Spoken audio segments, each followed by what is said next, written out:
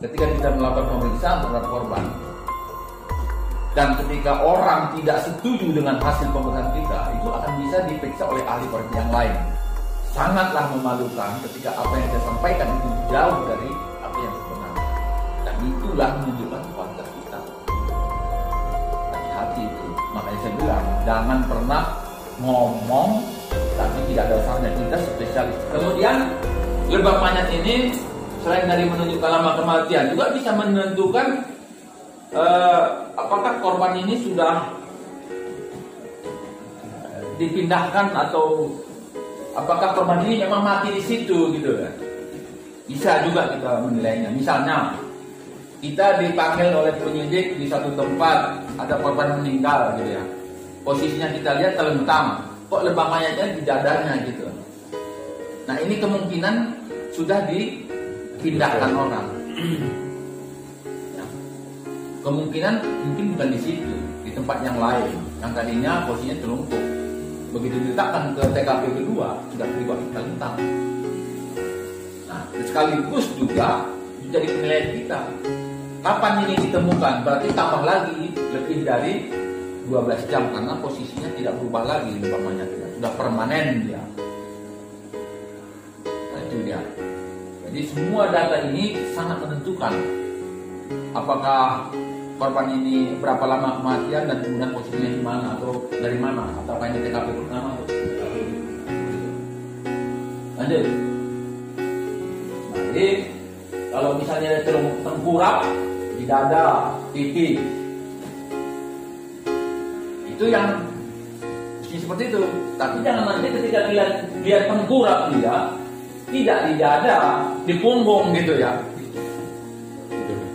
Bisa. Nah, cuman argumentasinya itu tadi, kemungkinan posisi tubuh korban ini sudah dirombak atau kemungkinan dia matinya bukan di situ. Ya, kemungkinan matinya tidak di situ. Nah, maka perlu pemeriksaan yang lain. Lanjut. Nah, sebelum ini pertanyaannya tadi, kaku mayat itu muncul kapan? Pertama, perlu kita ketahui, kalau penurunan suhu dimulai kapan? Dimulai pada saat korban itu mati. Tapi kalau lebam mayat tidak. Begitu mati dia di ruang sana, ada nggak lebam mayatnya? Nggak ada. Nggak ada lebam mayat. Lebam mayat ini muncul 30 menit sampai 2 jam. Itu kita biasa pakai 30 menit sampai 2 jam. Makanya biasanya di ruangan sana kalau udah untuk mati, itu biasanya proses saat mati sampai dia bawa ke unit ke instalasi jenazah itu biasanya 2 jam prosesnya itu.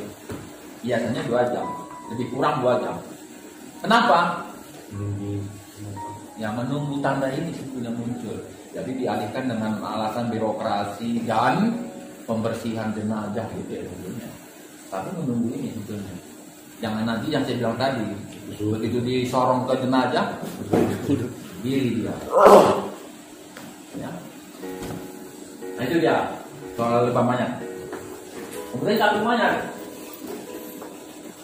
Nah, kaku mayat ini sebenarnya proses dari metabolisme anaerob tadinya sebetulnya itu dari ATP, dari ADP, dari glikogen yang ada. Sehingga kekakuan ini dimulai dari otot yang kecil, di mana cadangan glikogennya yang kecil, yang sedikit. Biasanya daerah wajah, ke leher, dada, dan perut. Ya, leher, dan anggota gerak dan badan. Nah itu.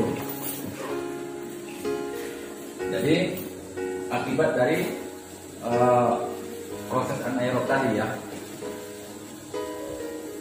Jadi pada saat orang mati kan tidak langsung kaku. Dia pakai durasi setengah jam sampai 2 jam tadi karena metabolisme sel tadi. Ketika metabolisme sel ini berhenti maka terjadi kekakuan. Ya, nah ini ya.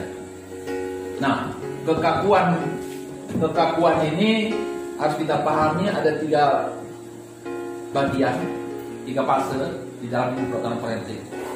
Ada namanya fase relaksasi primer. Jadi orang mati itu nggak kaku. Ada relaksasi primer namanya. Jadi orang itu mati langsung lukai. Nah, setelah lukai baru terjadi proses kekakuan. Nah, baru setelah proses kekakuan terjadi relaksasi sekunder. Nah, relaksasi primer ini kapan durasinya, waktunya? Nah, tadi sudah saya bilang, kekakuan itu muncul 2-3 jam.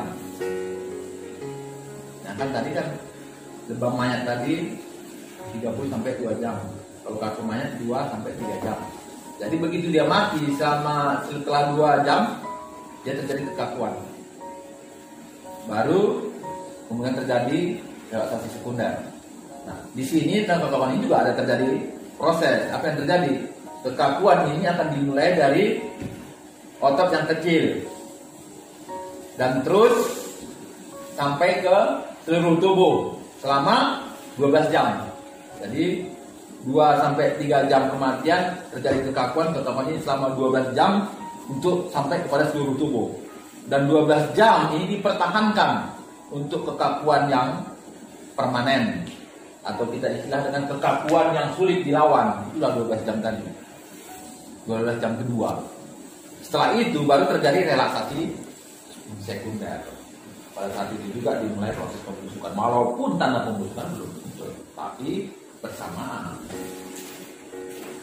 Oke, ini yang keringat, mayat dan relaksasi sekunder.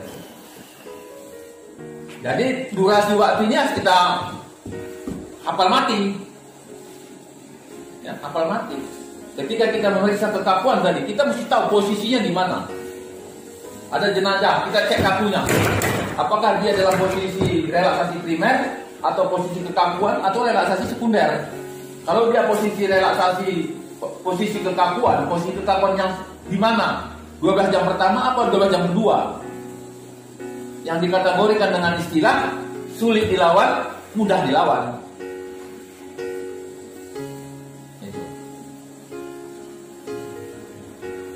Oke. Karena setiap kasus tanatologi ini mesti dipelajari.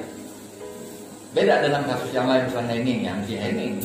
Kalau tanatologi ini setiap korban itu kita belajar di situ. Makanya saya bilang tadi, tanatologi ini mesti hafal mati dan akan terus diasah. Karena setiap kita nangani kasus ini dulu dimulai. Faktor yang mempengaruhi, faktor yang mempengaruhi kaku mayat, keadaan lingkungan. Nah, keadaan lingkungan ini gini sebetulnya. Kaku mayat itu kan tadi satu proses metabolisme. Jadi kalau misalnya lingkungan itu panas, ya kita kalau belajar kimia kan proses reaksi kimia itu kan dipercepat ketika ada ya panas, ada pengadukan gitu kan.